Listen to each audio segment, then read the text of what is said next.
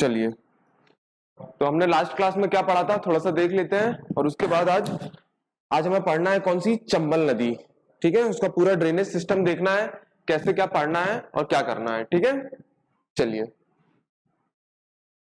देखिए, last class में मैंने आपको बताया था कि मध्य प्रदेश में 6 प्रकार के ड्रेनेज सिस्टम पाए जाते हैं, ये अफवाह तंत्र पाए जाते हैं। ठीक है, जिसमें सबसे बड़ा अफवाह तंत्र किसका था, गंगा नदी का था, बताया था ना। फिर एक बताया था महानदी, बताया था कि नहीं। एक बताया था कौन सी, माही नदी। एक बताया था नर्मदा। एक बताया था ताप्ती नदी, बताया था कि नहीं।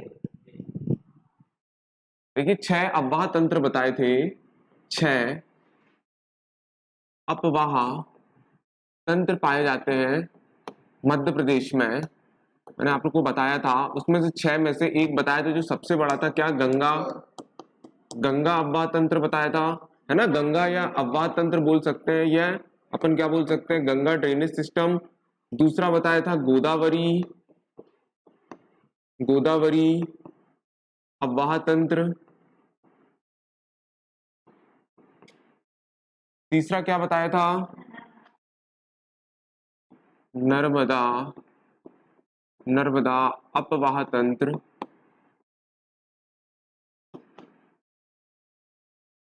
चौथा बताया था ताप्ती, बताया था कि नहीं। अच्छा हाँ, माही भी है, ताप्ती अफवाह तंत्र। कितने हो गए, माही अफवाह तंत्र,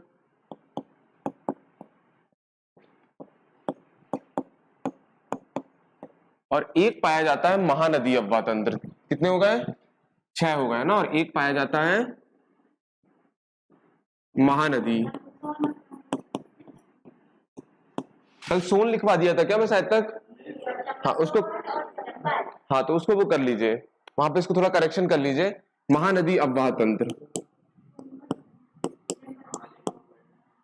उसको थोड़ा सा करेक्शन कर लीजिए।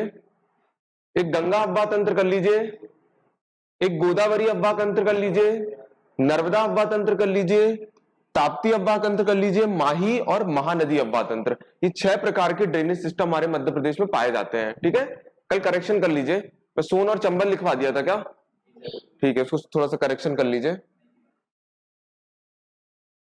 गंगा, गोदावरी, नर्मदा, ताप्ती, माही और महानदी।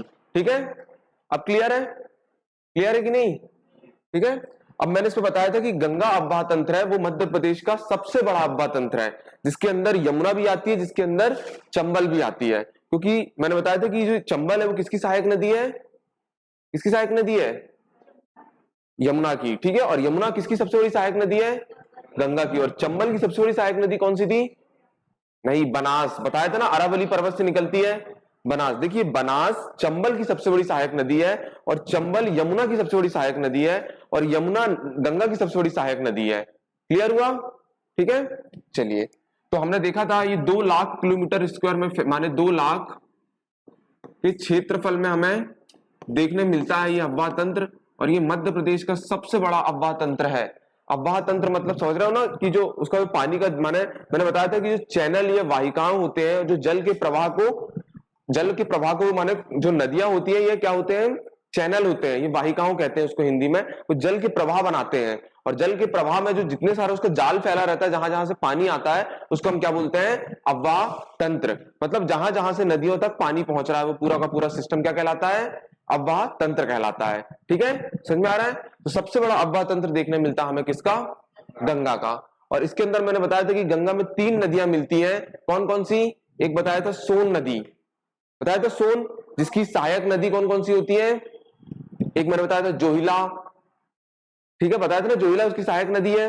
ठीक है, एक बताया था बनास, एक बताया था गोपद, एक बताया था टोंस नदी मिलती है, जो कैमूर पर्वत से सतना के पास से निकलती है, वो भी सीधे जाके कहां मिलती है, गंगा से मिलती है। और कौन सी नदी मिलती है बताइए, एक टोंस हो गई, एक कौन सी हो गई, सोन। 2 ही नदी है, सॉरी, है ना, 2 ही नदी है, 2 नदी जो हमारे यहां से क्या जाती है, गंगा में मिलती है। और बाकी सभी नदी कहां मिलती है, चंबल में, वो सॉरी चंबल में मिलती है, और चंबल से कहां चले जाती है, यमुना में चले जाती है। ठीक है, तो मोस्टली नदी जो है वो कहां पे मिलती है हमारे यहाँ की, यमुना में। ठीक है, चलिए, तो इसके बाद हमें अब ये अफवाह तंत्र हो गए, और इस अफवाह तंत्र में हमें सबसे पहले देखना है कौन सी नदी, चंबल नदी।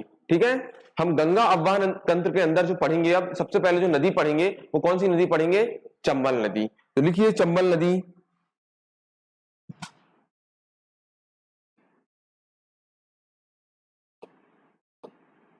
चंबल रिवर या चंबल नदी। इसका ओरिजिन या इसका उद्गम बोल सकते हैं आप। इसका ओरिजिन या इसका उद्गम कहां से होता है, कोई बताएगा? अभी मैं आपको पूरा ड्रेनेज सिस्टम बना के इसका डायग्राम बनाऊंगा, कहां से कहां क्या क्या चीज है इसमें। अभी पर इसके बारे में कुछ फैक्ट लिख लीजिए। ओरिजिन या उद्गम कहां से निकलती है? ये जाना पाओ पहाड़ी से। जाना पाओ की पहाड़ी में एक जगह का नाम है वांगचू पॉइंट। वांगचू पॉइंट, यहां से इसका ओरिजिन होता है। और ये मालवा की, मैंने आपको बताया था, ये मालवा की कौन से नंबर की चोटी है? मालवा की दूसरी सबसे ऊंची चोटी है। ठीक है, ठीक है। जाना पाओ कितनी हाइट थी इसकी? 854 मीटर।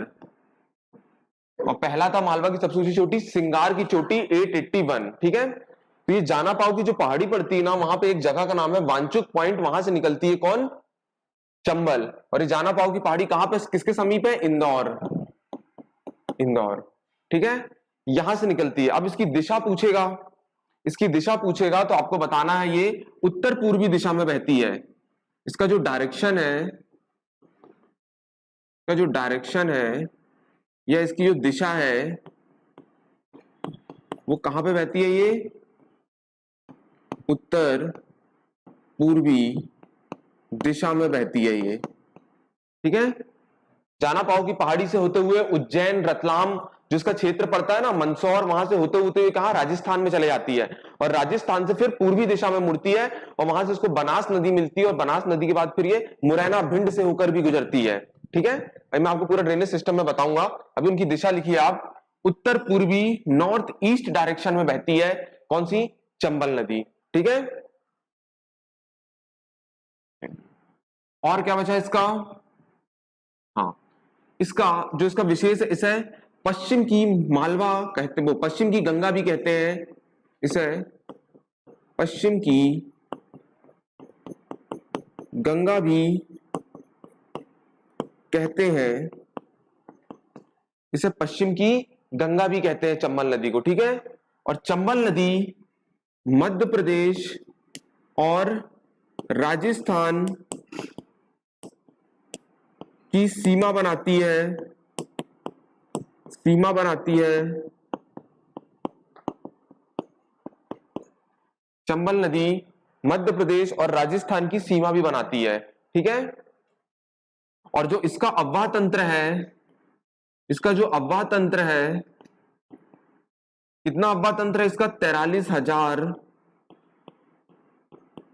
किलोमीटर स्क्वायर में मध्य प्रदेश में इसका अववाह तंत्र है। मध्य प्रदेश में इसका जो अववाह तंत्र है वो कितना है? 43,000 किलोमीटर में है। इसकी लंबाई पूछेगा आपसे तो आपको बताना है इसकी जो लंबाई है, लेंथ होती है, वो कितनी होती है? 965 किलोमीटर होती है, जिसमें मध्य प्रदेश में ये 325 किलोमीटर बहती है और शेष राजस्थान में बहती है और यूपी में भी। 3 राज्यों में बहती है नदी। क्वेश्चन पूछेगा ये कितने राज्यों में बहती है? मध्य प्रदेश, राजस्थान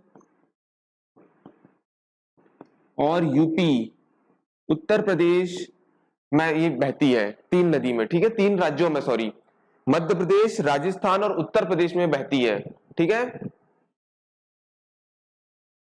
और इसका जो मुहाना पड़ता है, इसका मुहाना मतलब माउथ, ये कहां जाके मिल जाती है? बताएगा कोई? ये जाना पाओ की पहाड़ी इंदौर के वांचुक पॉइंट से निकलकर इटावा, एक जगह है यूपी में, वहां जाके यमुना से मिल जाती है। तो इटावा के समीप, इटावा उत्तर प्रदेश के समीप यमुना से मिल जाती है, इसलिए इसको कहा जाता है यमुना, यमुना से मिल जाती है। ठीक है, लिखिए चंबल नदी जाना पाव की पहाड़ी वांचुक पॉइंट इंदौर से निकलती है। और कौन से पर्वत में, अगर पूछा जाएगा कौन से पर्वत श्रेणी में भी पाई जाती है, तो आप बता सकते हो जाना पाव की पहाड़ी कहां पे है, विंध्य श्रेणी में है। ठीक है, विंध्याचल पर्वत 3 भागों में बटा हुआ है, उसका एक विंध्याचल श्रेणी थी, फिर उसके बाद हमने पढ़ा था भांडूर, और उसके बाद पढ़े थे हमने कैमूर। तो ये विंध्य श्रेणी में पाई जाती है। मैंने आपको वहां बताया भी था कि वांचुक पॉइंट एक जगह पाई जाती है, बताया था कि नहीं। और बा से बा भी याद रख सकते हो, तो जाना पाव में भी बा आ रहा है और वांचुक पॉइंट में भी बा आ रहा है, तो उससे भी याद रख सकते हो कि ये कहां से ओरिजिनेट होती है। क्लियर, लिख लिए। ये मध्य प्रदेश की, आगे लिखिए, हो गया।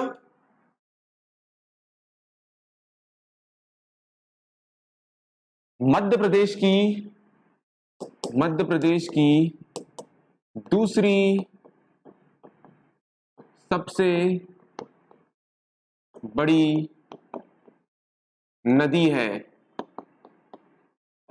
मध्य प्रदेश की दूसरी second largest river in MP कौन सी है, चंबल नदी, दूसरी सबसे बड़ी नदी है। ठीक है, कौन सी, चंबल नदी। क्लियर हो रहा है, ठीक है।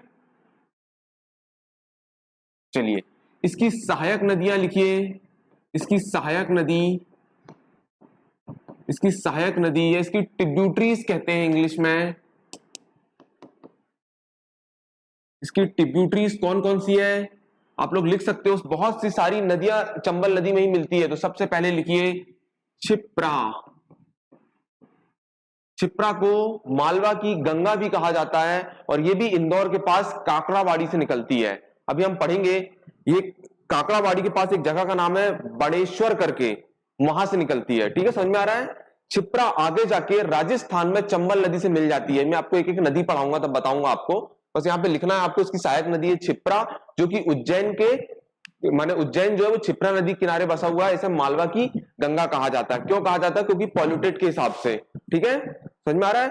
और ये कहां से निकलती है, काकड़ाबाड़ी, इंदौर के पास, जहां पे बाड़ेश्वर करके एक जगह है, वहां से निकलती है। और राजस्थान के पास जाके ये किससे मिल जाती है, चंबल नदी से। तो उसकी सहायक नदी हुई ना। दूसरी लिखिए सिंध, सिंध ये विदिशा से निकलती है। ये कहां से निकलती है, ये तो काकड़ाबाड़ी से निकलती है। ये कहां से निकलती है, विदिशा, ये विदिशा से निकलती है और आगे जाके चंबल से मिल जाती है। इसके बाद और इसकी एक सहायक नदी है काली सिंध, काली सिंध ये कहां से निकलती है, कोई बताएगा। ये बागली, बागली देवास से निकलती है। ठीक है, क्षिप्रा, सिंध, काली सिंध। और अब देखिए और इसकी सहायक नदी है शिवना, मंदसौर बसा है इस नदी के किनारे, शिवना इसकी सहायक नदी है। पार्वती इसकी सहायक नदी है, ये आष्टा सीहोर से निकलती है। ठीक है, सीप नदी इसकी सहायक नदी है, सीप ये श्योपुर से निकलती है। ठीक है, बनास इसकी तो प्रमुख नदियां हैं, इसको लिखिए बनास। चंबल की सबसे बड़ी सहायक नदी है। और कहां से निकलती है बनास, कोई बताएगा। बनास निकलती है अरावली पर्वत से। कहां से निकलती है, अरावली पर्वत से। ठीक है, बनास के बाद आती है कुंवारी नदी। ठीक है, और एक और आती है पालनपुर क्रूनो, सॉरी पालनपुर क्रूनो नदी का नाम है क्रूनो, क्रूनो नदी। ये पालनपुर श्योपुर से निकलती है। ये इसकी कुछ प्रमुख सहायक नदी है। क्षिप्रा जिसे काकड़ाबाड़ी कहते हैं, पूर्ण सलीला, अमृत सवाक, कनक श्रृंगार, मोक्षदायिनी, पापहारणी, ये सब इसका नाम है क्षिप्रा की। अब अपन पढ़ेंगे। दूसरी अपन ने सिंध बताया जो कि विदिशा से निकलती है, काली सिंध बताया, बागली देवास से निकलती है। इसलिए कई बार क्वेश्चन आता है कि देवास किस नदी किनारे बसा है, तो आपको बताना है काली सिंध नदी किनारे बचा है। और इसके बाद शिवना नदी, मंदसौर में जो पशुपतिनाथ का मंदिर है और जहां पे रावण का ससुराल कहा जाता है ना, जहां से मंदोदरी थी, और वो जगह जो है वो शिवना नदी के किनारे बसा हुआ है। पार्वती, मैंने आपको बताया था कि शिवराज जी कहां से चुनाव लड़ते हैं, बुधनी से, तो वहां पे शिव भगवान है, तो पार्वती भी कहां होगी, सीहोर में होगी। एक जगह पड़ती है आष्टा, वहां से निकलती है पार्वती नदी। सीप नदी आपको मैंने बताया था, सीप नदी कहां से निकलती है, सीप नदी है शिवपुर से निकलती है। सा से सा पकड़ना है आपको शिवपुर पे, और इस पे एक बांध भी है जिसका नाम है बंजारा बांध। पूछता है कि बंजारा बांध किस नदी पे, तो आप क्या बोलोगे, सीप नदी पर। इसके बाद आगे बढ़ते हैं बनास, और बनास सबसे बड़ी सहायक ट्रिब्यूटरीज है किसकी, चंबल नदी की। क्वेश्चन आ चुका है, और ये अरावली पर्वत से निकलती है, और बनास, सीप और चंबल जहां मिलती है वहां पे एक राजस्थान में एक त्रिवेणी संगम बनाती है, एक कन्फ्लुएंसेस बनाती है जिसका नाम है रामेश्वरम धाम करके एक जगह है, वहां बनाती है। ठीक है, समझ में आ रहा है। उसके बाद कुंवारी जो नदी है वो भी इसकी सहायक नदी है, और क्रूनो नदी भी है जो कि लश्कर के मैदान के नीचे से भी होकर गुजरती है। ठीक है, मतलब श्योपुर से होकर निकलती है। ठीक है, और ये अभी मैं आपको सब पूरा उसका ड्रेनेज सिस्टम मिलकर बनाऊंगा, समझ में आ रहा है। और क्या बचा, इसकी सहायक नदी बता दिया, लंबाई बता दिया, इसका मुहाना बता दिया, कहां पे मिलती है ये, इटावा में, यूपी में इटावा एक जगह है, वहां पे जाके मिलती है। मैंने कल भी आपको बताया था, वहां से एक बहुत प्यारे व्यक्ति हुए थे जिनका नाम है अमीर खुसरो, जिनका नाम पूछा जाता है क्या उनका निकनेम था, अब्दुल हसन, जिसने सितार और तबला की खोज की थी। तोतिए हिंद कहते थे। दिल्ली के सात सुल्तानों का उन्होंने काल देखा है, और उनके गुरु का नाम था निजामुद्दीन औलिया। सारे क्वेश्चन आ चुके हैं, क्लियर हुआ। चलिए इसके बाद देखते हैं और क्या बचा, चलिए, है ना, तो क्लियर हुआ ये सब। अब देखिए इस पे कौन कौन सी परियोजना चल रही है, लिखिए चंबल नदी में। और कोई फैक्ट बचा क्या इसमें, लंबाई बता दिया ना, इसकी सहायक नदी बता दिया, ये कहां पे मिलती है ये भी बता दिया। अच्छा, कौन कौन से शहर के किनारे बसी हुआ है, लिखिए ये कौन कौन से शहर के किनारे बसा हुआ है। चंबल नदी के किनारे कुछ शहर बसे हुए हैं, तो देखिए जहां से ये होके गुजरती है वो सारे शहर बसे हुए हैं। अगर पूछ ले मुरैना भिंड, तो किस शहर के किनारे, चंबल नदी किनारे बसे हुए हैं, मुरैना, भिंड, श्योपुर,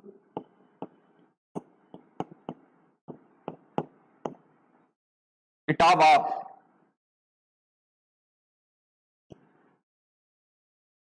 ठीक है, ये कुछ प्रमुख शहर हैं जो मोस्टली चंबल नदी के किनारे बसे हुए हैं। ठीक है,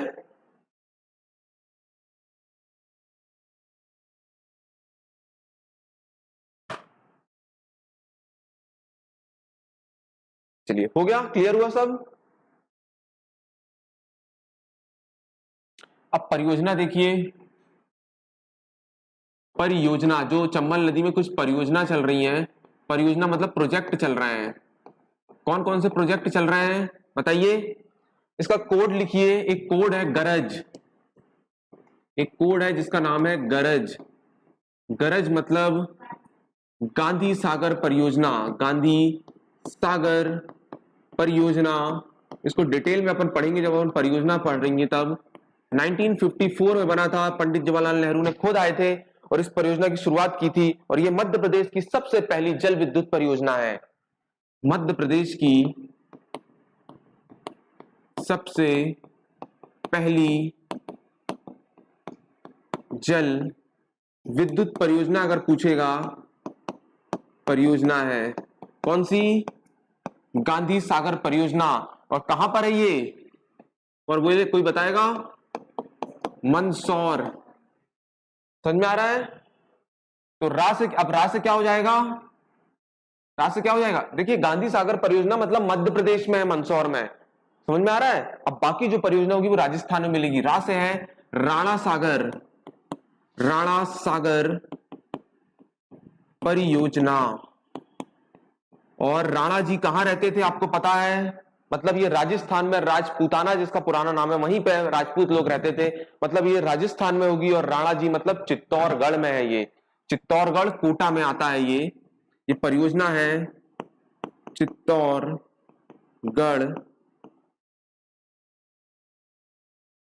राजस्थान। ठीक है, और तीसरी परियोजना जा से आती है, जवाहर सागर परियोजना। ये कहां पर है, कोई बताएगा? जवाहर जी क्या पहनते थे? कोट। तो जवाहर जी को क्या होगा, कहां पे है? कोटा। कोटा राजस्थान में, हमारे मध्य प्रदेश से भी लगता है। NH52 जाता है इंदौर से, कोटा NH52 जाता है, क्वेश्चन आ चुका है। नेशनल हाईवे 52 कनेक्ट करता है, ठीक है। आप उज्जैन इंदौर गए होगे तो वहां से सीधे जो रोड जाती है NH52, वो सीधे आपको कोटा निकालती है, बहुत पास है इंदौर से कोटा, ठीक है। समझ में आ रहा है? ये 3 मुख्य परियोजना चल रही है जिसका कोड है गरज, गांधी सागर परियोजना, राणा सागर परियोजना, जवाहर सागर परियोजना, ठीक है। और इनके बारे में भी हम और डिटेल में पढ़ेंगे, कितना मेगावाट ये लाइट प्रोड्यूस करते हैं, परियोजना पढ़ेंगे, ठीक है। और एक और है कोटा बैरेज भी पड़ता है यहाँ पे। कोटा बैरेज भी किस नदी पर पड़ता है? चंबल नदी पे। समझ में आ रहा है?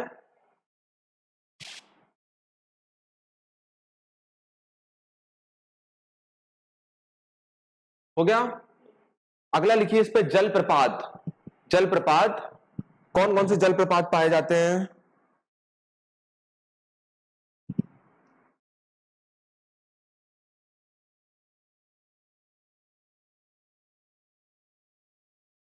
लिखिए चंबल नदी के जलप्रपात। जलप्रपात लिखिए, कौन कौन से जलप्रपात पाए जाते हैं? चूलिया जलप्रपात।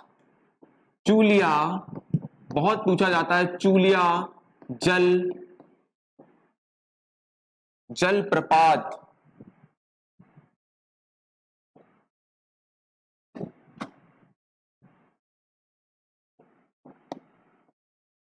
वाटरफॉल कहते हैं इंग्लिश में। चा से आप सीधे पकड़ सकते हो। चूलिया जलप्रपात किस पे है? चा से चंबल में, ठीक है। चूलिया जो वाटरफॉल है वो किस नदी पर है? चंबल नदी में है। इसके बाद इंदौर के पास एक पड़ता है, कौन सा? पताल पानी। पताल पानी जलप्रपात। ये अभी पताल पानी स्टेशन का नाम क्या रख दिया? तांत्या भील स्टेशन भी रख दिया गया है, नाम चेंज कर दिया मध्य प्रदेश सरकार ने, ठीक है। ये इंदौर के पास पड़ता है पताल पानी जलप्रपात, और ये भी किस नदी पर है? चंबल में। शीतला माता जलप्रपात। शीतला माता जल प्रपात किस नदी पर है? चंबल नदी पर है। झाड़ीदा जलप्रपात कहां पर है? इंदौर में है। मतलब प्लेस तो नहीं पूछता, वो पूछता है किस नदी पर है। तो चूलिया जलप्रपात चा से अगर आप पकड़ोगे तो आप बता सकते हो कहां पे?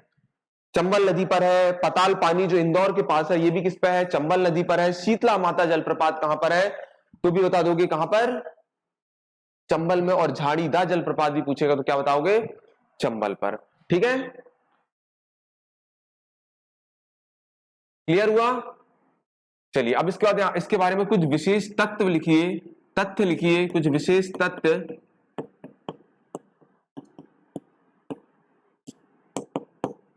क्या विशेष तथ्य है? ये जो चंबल जो होती है ना, ये अवनालिका अप्रदन करती है। समझ में आ रहा है?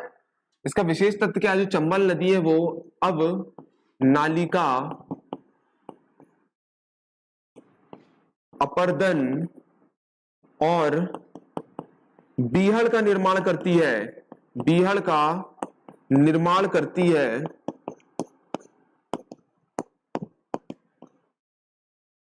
अवनालिका अपर्दन मतलब इसे गुली इरोजन भी कहते हैं, इंग्लिश में गुली इरोजन भी कहते हैं। अपर्दन मतलब मिट्टी को काटती है। आपका प्रमुख क्षेत्र इसको देखोगे आप तो भिंड, मुरैना, ग्वालियर साइड आपको देखने पड़ेंगे जिससे बीहड़ का निर्माण होता है, ठीक है। तो आपने वहां पर रेवाइन से बीहड़ देखने मिलेंगे।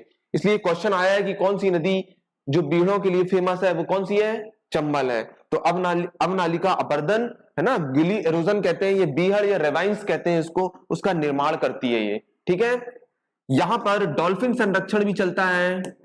डॉल्फिन संरक्षण इस नदी पर चलता है। 5 अक्टूबर को डॉल्फिन दिवस मनाया जाता है और 2009 में हमने डॉल्फिन को एक्वाटिक एनिमल या जलीय जीव शामिल किया था अपने भारत में, ठीक है। समझ में आ रहा है? और ये कौन सी? गैंगटिक वाली, जो कि गंगा नदी में पाई जाती है। सू करके इसको कहां पे? बिहार में बोला जाता है, ठीक है। समझ में आ रहा है? डॉल्फिन रिवर को। और यहाँ पे भी डॉल्फिन संरक्षण किया जाता है, समझ में आ रहा है। इसके बाद यहाँ पे चंबल क्या है, घड़ियाल का भी एक संरक्षण होता है यहाँ पे। हमारे अभी मध्य प्रदेश घड़ियाल स्टेट भी घोषित हो चुका है, ठीक है। इसी पर घड़ियाल अभ्यारण्य पाया जाता है जो 1979 में बना था। और कौन सा घड़ियाल, देवरी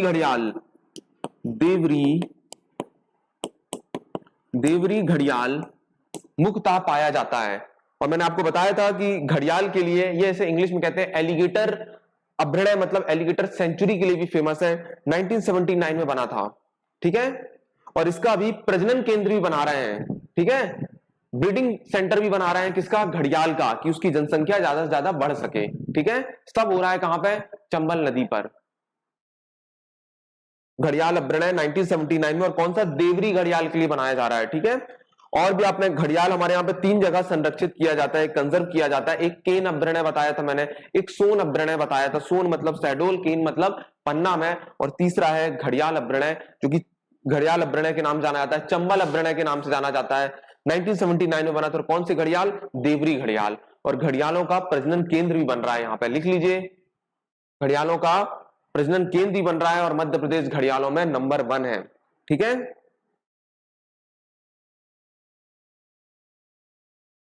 कुछ कछुओं की प्रजाति का भी संरक्षण किया जाता है चंबल नदी में। कौन कौन से कछुए मिलते हैं, लिखिए, बटागुर, कटहवा, कुछ कछुए की प्रजाति पाई जाती है, बटागुर, कटहवा, चित्रा इंडिका,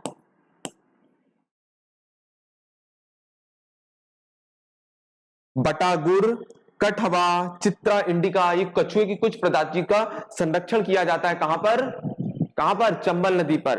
और एक कछुआ की प्रजाति मध्य प्रदेश में पाई जाती है जिसका नाम है एलिगेस।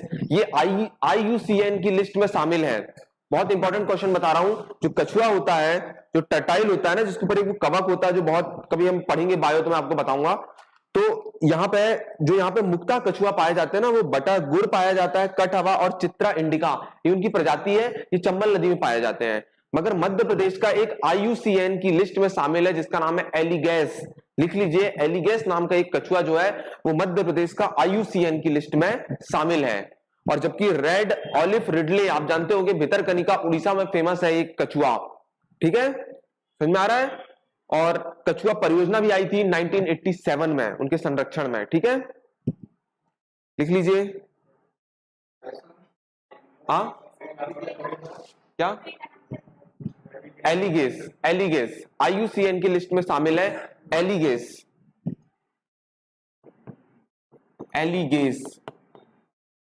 एलिगेस नाम के कछुए की प्रजाति है जो IUCN की लिस्ट में शामिल है, और ये मध्य प्रदेश का है, ठीक है। एलिगेस नाम का एक कछुआ है जो मध्य प्रदेश में पाया जाता है, वो IUCN की सूची में विलुप्त की श्रेणी में शामिल है, ठीक है। और चंबल नदी में तो आपने देख ही लिया, बटागुर, कटहवा, चित्रा इंडिका जैसी चीज पाई जाती है, ठीक है। चलिए, है ना। अच्छा, मैंने चंबल नदी के वो बता दिया क्या, इनकी और अन्य नाम नहीं बताया, लिखिए इसका अन्य नाम, चंबल नदी के अन्य नाम लिखिए, चमरावती, धर्मावती, कामधेनु, रति देव की कीर्ति। चमरावती, धर्मावती, चमरावती को तो चा से चा याद रख सकते हो, धर्मावती, कामधेनु और रति देव की कीर्ति, ये कुछ अन्य नाम है चंबल नदी के। चमरावती, धर्मावती, रति देव की कीर्ति और कामधेनु के नाम से भी जाना जाता है चंबल को। पश्चिम की मालवा भी कहा जाता है चंबल को, ठीक है, समझ में आ रहा है। और एक और चीज लिख लीजिए इसके बारे में, मैंने आपको बताया था कि चंबल, सीप और बनास मिलकर एक त्रिवेणी संगम बनाती हैं, त्रिवेणी संगम मनाती हैं। कहां पर, राजस्थान में, कहां पे बनाती है? राजस्थान में, जिसका नाम है रामेश्वर धाम, ये रामेश्वर त्रिवेणी संगम बोल सकते हो आप, ये मिलकर बनाती है चंबल, सीप और बनास। ठीक है, चंबल, सीप और बनास जो नदियां हैं ये मिलकर क्या बनाती है? त्रिवेणी संगम बनाती है, रामेश्वरम धाम के नाम से जाना जाता है। क्लियर? सारे फैक्ट क्लियर हुए? समझ में आया कि नहीं आया?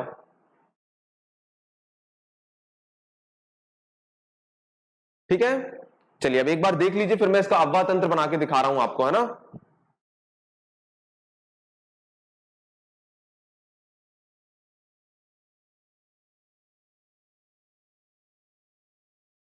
देखिए मैंने बताया था कि चंबल नदी कहां से निकलती है? जाना पाव की पहाड़ी, वांचुक पॉइंट इंदौर से, और वो विंध्य श्रेणी में आता है।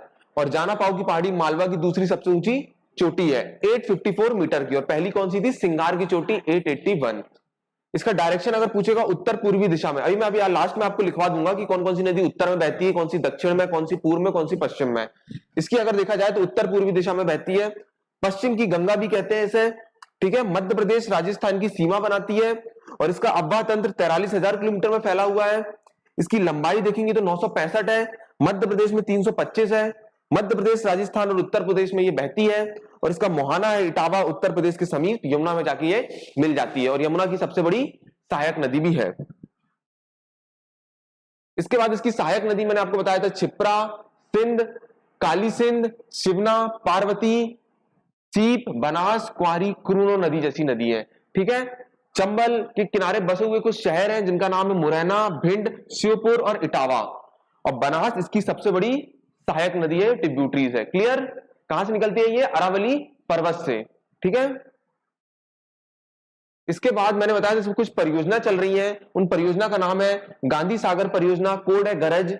गांधी सागर परियोजना 1954 में बनी थी, मंदसौर में है, और ये मध्य प्रदेश की सबसे पहली जल विद्युत परियोजना थी। क्लियर? इसके बाद राणा सागर परियोजना चित्तौड़गढ़ राजस्थान में, ये भी कहां पर है? चंबल नदी पर है। और तीसरी है जवाहर सागर परियोजना, कोटा राजस्थान में, और कोटा बैरेज भी कहां पाया जाता है? चंबल नदी में। ठीक है,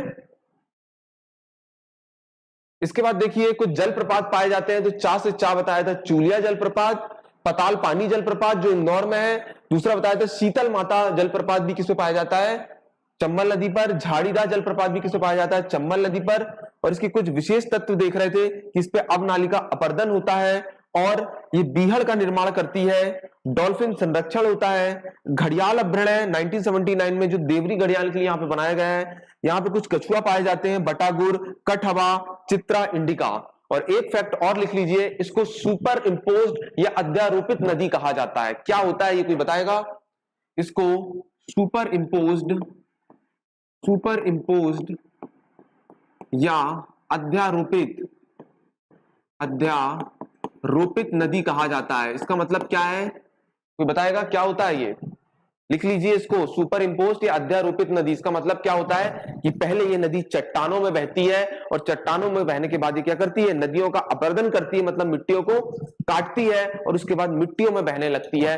ये मतलब होता है अध्यारोपित नदी या सुपर इंपोज्ड रिवर। ठीक है, सुपर इंपोज्ड रिवर। तो चंबल नदी एक सुपर इंपोज्ड या अध्यारोपित नदी है। पहले चट्टानों में बहती है, ये मैदानी इलाके में बहती है, और बाद में जाके मिट्टी का कटाव करके ये मिट्टियों पर बहती है। इसको बोला जाता है सुपर इंपोज्ड या अध्यारोपित नदी। क्लियर हो गया? ठीक है, और मैंने बताया था आखिरी में ये एक कन्फ्लुएंसेस बनाती है, एक संगम बनाती है चंबल, सीप और बनास की, और कहां पे बनाती है? राजस्थान में, जिसको कहते हैं रामेश्वरम धाम। ठीक है, क्लियर हुआ सब? हुआ कि नहीं हुआ बताइए? चलिए अब इसका हम अव्वाह तंत्र देखते हैं।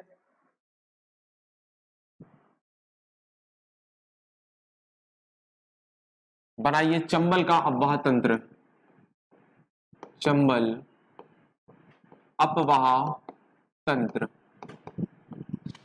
यह चंबल का, चंबल ड्रेनेज सिस्टम, थोड़ा बड़ा पेज में बनाइए।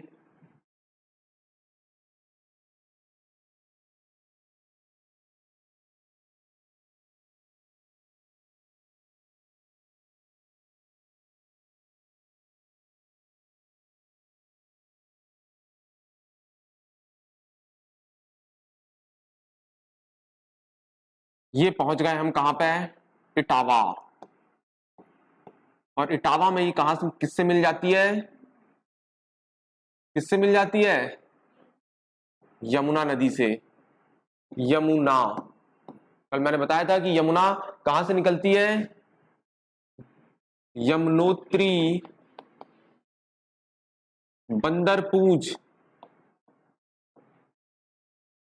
आपका आगरा, आपका दिल्ली, सबका सब किसके किनारे बसा है, सोनीपत, बागपत, सबकी सब यमुना नदी किनारे बसा है।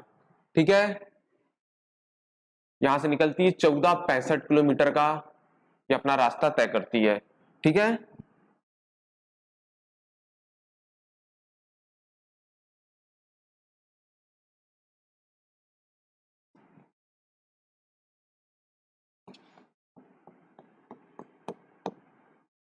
ठीक है। ये कहां से निकलती है, मैंने बताया था जाना पाओ, जाना पाओ की पहाड़ी यहां से निकलती है। ये कहां पे है, इंदौर, इंदौर से निकलती है। ठीक है, समझ में आ रहा है।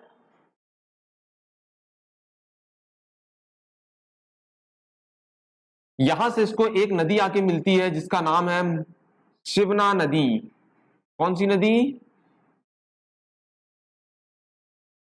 यहां से एक नदी निकलती है, ये शिवना नदी, शिवना नदी इसकी सहायक नदी है ना। और इसके किनारे बसा है एक शहर जिसका नाम है मंदसौर। ठीक है, ठीक है, क्लियर हुआ। इसके बाद आगे आप जाओगे तो आपको एक डैम देखने मिलेगा और उसका नाम क्या है, वो एक परियोजना देखने मिलेगी जिसका नाम है क्या, क्या नाम है, गांधी सागर परियोजना।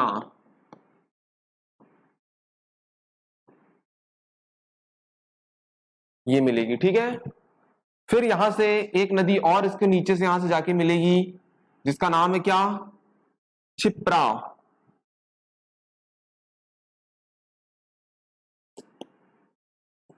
क्षिप्रा नदी मिलेगी और ये कहां से निकलती है, काकड़ा बाड़ी बाड़ेश्वर धाम से।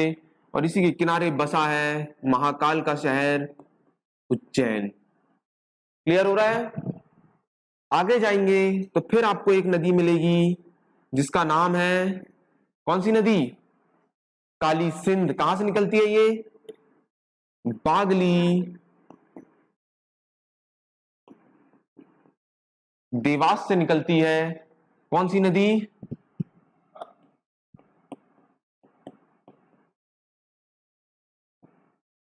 समझ में आ रहा है ना, काली सिंध यहां से जाके इसको मिल जाती है। ठीक है, आगे जाके इसके बाद जो दूसरा डैम आता है वो कौन सा डैम है, कौन सा, राणा सागर।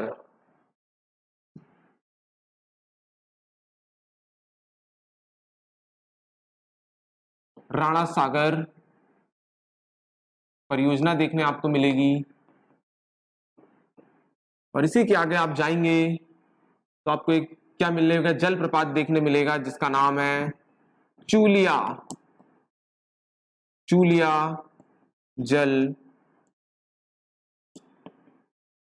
समझ में आ रहा है कि नहीं आ रहा है। ठीक है, फिर इसके बाद आप आगे जाओगे तो गरज, तो जवाहर सागर करके एक आपको फिर क्या देखने मिलेगा,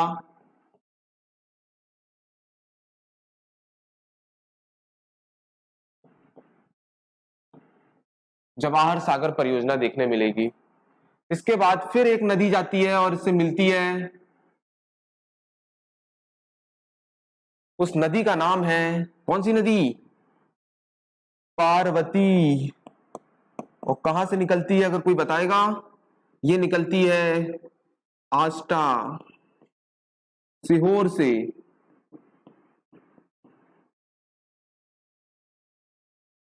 आष्टा सीहोर से होके निकलती है। ठीक है, पार्वती, पार्वती जाके मिल जाती है। ठीक है, आगे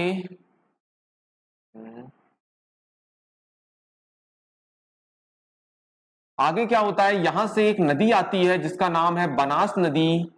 कौन सी नदी? बनास नदी, जो कहां से आती है? अरावली के पर्वत से, अरावली के पर्वत से निकल के आती है और यहां से एक नदी पहुंचती है जिसका नाम है सीप नदी, सीप नदी। और ये कहां से निकलती है? ये श्योपुर से निकलती है, श्योपुर से।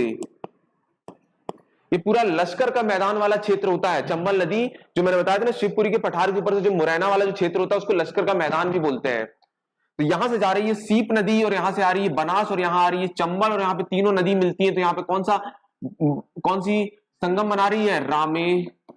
रामेश्वरम धाम बना रही है।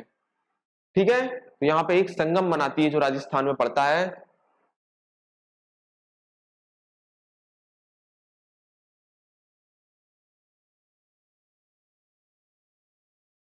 ठीक है, और इसके बाद एक और नदी यहां से मिलती है जिसका नाम है कौन सा? क्रूनो। ये शिवपुरी के पठार से निकलती है, शिवपुरी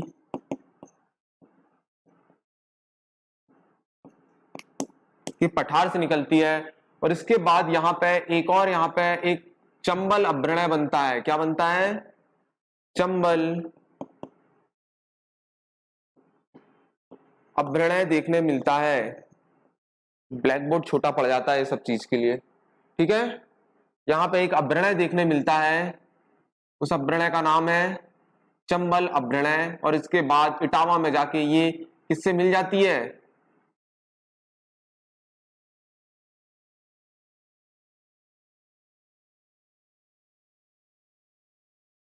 बना लीजिए डायग्राम को पूरा।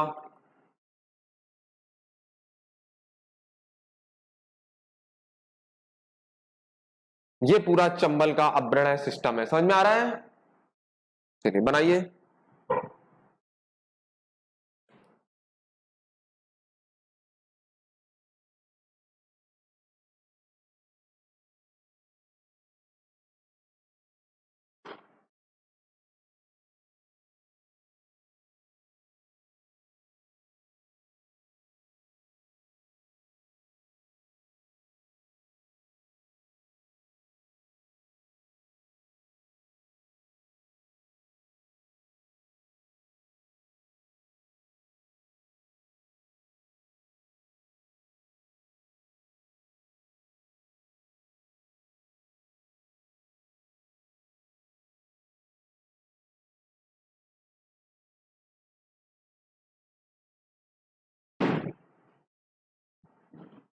बन गया?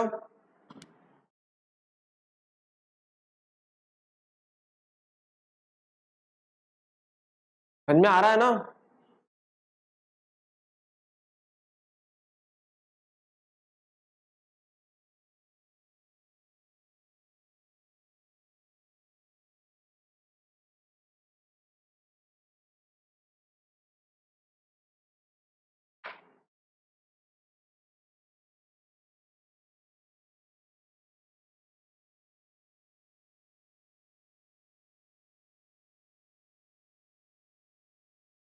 हो गया?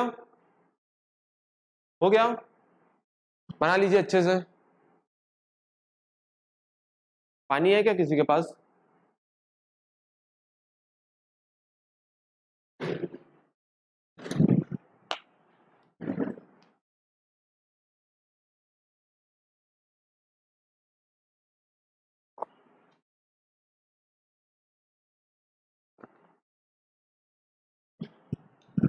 ये लिख के दे।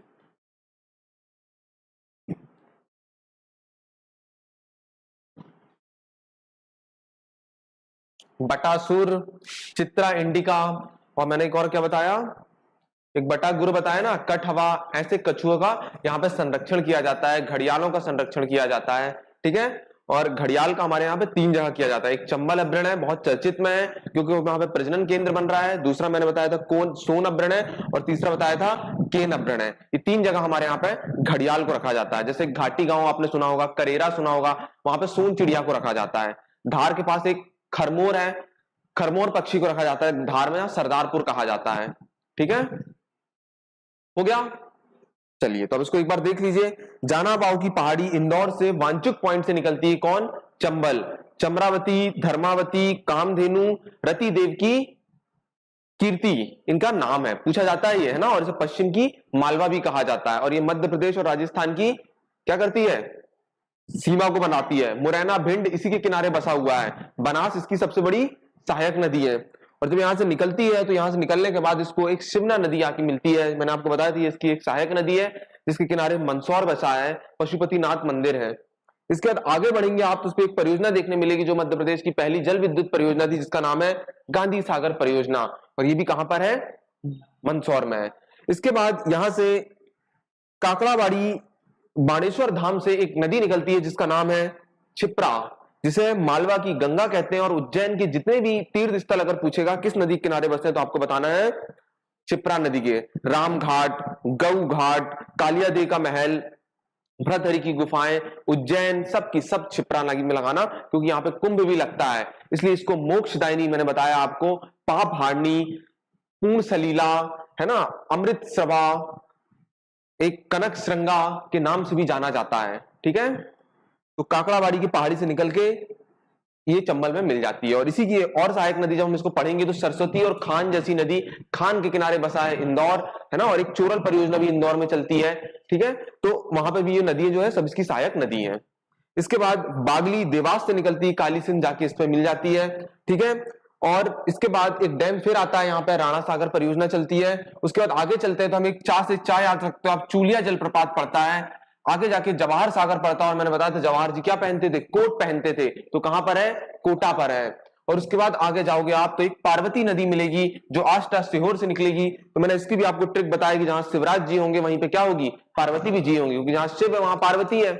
तो आष्टा सीहोर से कभी आप वाया रोड अगर कभी इंदौर जाते हैं तो भोपाल के आगे पड़ता है आष्टा, तो वहां पे भी आप देख सकते हैं, वहां से निकलती है पार्वती नदी।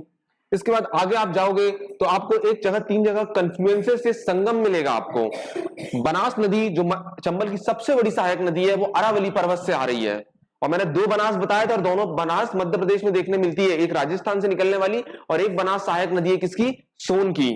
ठीक है, याद रखिए।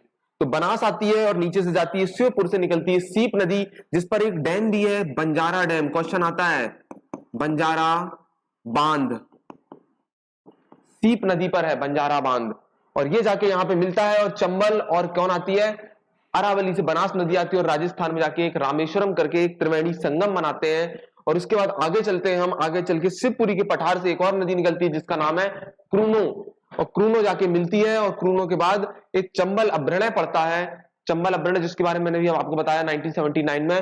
और उसके बाद ये पहुंच जाती है इटावा, और इटावा में जाके किससे मिल जाती है, यमुना से मिल जाती है, जो यमुना ऊपर से आ रही है बंदरपुर से, जो कि 465 किलोमीटर से बहती है। ठीक है, और इसी प्रकार इसकी टोटल लेंथ है चंबल की 965 किलोमीटर में बहती है, जिसमें हमारे मध्य प्रदेश में 325 किलोमीटर का फ्लो या इसकी धारा देखने मिलती है। और आप देख रहे होंगे मध्य प्रदेश में भी बह रही है, ये मध्य प्रदेश में भी देखने मिल रही है, ये राजस्थान में भी देखने मिल रही है, और ये इटावा यूपी में भी देखने मिल रही है। इसलिए हम कह सकते हैं इसको ये 3 राज्यों में बहती है। क्लियर हुआ सब? हाँ,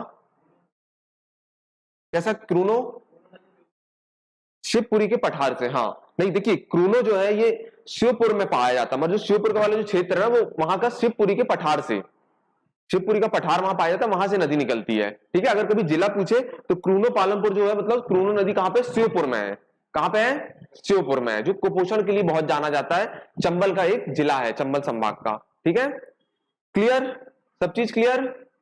चलिए अब बाकी हम कल देखते हैं दूसरी नदी क्षिप्रा, और आगे आगे सब एक एक नदी को इसी तरह से अपन को पढ़ना है, पूरा उनका ड्रेनेज सिस्टम। तो पूरे फैक्ट क्लियर हुए, जितना मैंने सब चीज आपको बताया, परियोजना, जलप्रपात, इससे बाहर क्वेश्चन आएगा ही नहीं, जितना मैंने बता दिया। और एक इसको और याद रखिए, यहाँ पे एक कछुए की प्रजाति जो मध्य प्रदेश में पाई जाती है, जिनका नाम है IUCN की लिस्ट में जारी है। और IUCN जो था वो 1948 में बना था, जो अपनी पहली रिपोर्ट पेश करता है 1964 में। मैंने बताया भी था आपको, international union of conservation nature इसका फुल फॉर्म होता है। जो प्राणियां विलुप्त हो जाते हैं या कोई प्लांट, तो उनको इस लिस्ट में रखा जाता है। ग्लांड स्विट्जरलैंड में इसका हेडक्वार्टर है, और इसने अपनी पहली रेड बुक जारी करी थी 1964 में। 1969 में दिल्ली में बैठक हुई थी इसकी, 2016 में अमेरिका में, और 2020 में फ्रांस में हुई थी। हर 4 साल में इसकी बैठक होती है। ठीक है, उसके बारे में आपको मैं सब बता चुका हूं, क्वेश्चन आ चुका है कि ये 5 बुक प्रकाशित कर चुका है। और रेड बुक की ही फिर 2 बुक होती है, एक पिंक और एक होती है ग्रीन। ग्रीन जो अब विलुप्ति की कगार से वापस आ चुके हैं, मैंने कवर कर लिए जिनको हम, और पिंक जो होते हैं जो अभी खतरे पर हैं। ठीक है, तो ये था। तो कौन सा एलिगेस नाम का एक कछुआ जो था वो किस पे आता है ना, किस पे आता है, IUCN की लिस्ट में शामिल है, जो कि मध्य प्रदेश में पाया जाता है। और ऑलिव रिडले अगर पूछेगा तो ये भितरकनिका नेशनल पार्क जो है कहां पे, उड़ीसा में है। ठीक है, वहां पे पाया जाता है, जो भितरकनिका उड़ीसा का सबसे बड़ा नेशनल पार्क है, तो वहां पे पाया जाता है। और इसके लिए एक परियोजना चलाई गई थी 1987 में, क्योंकि इसकी बहुत ज्यादा क्या कर रहे थे, पोचिंग किया जा रहा था, इसका बहुत ज्यादा शिकार किया जा रहा था, क्योंकि इससे कामुकता की दवाई बनती थी और विदेशों में इसकी बहुत मांग थी, तो उसको मारा जाता था। किसको, ऑलिव रिडले करके एक जो कछुआ है। क्वेश्चन आता है, पर्यावरण का टॉपिक है वो, तो वहां से वो क्वेश्चन पूछ लेता है।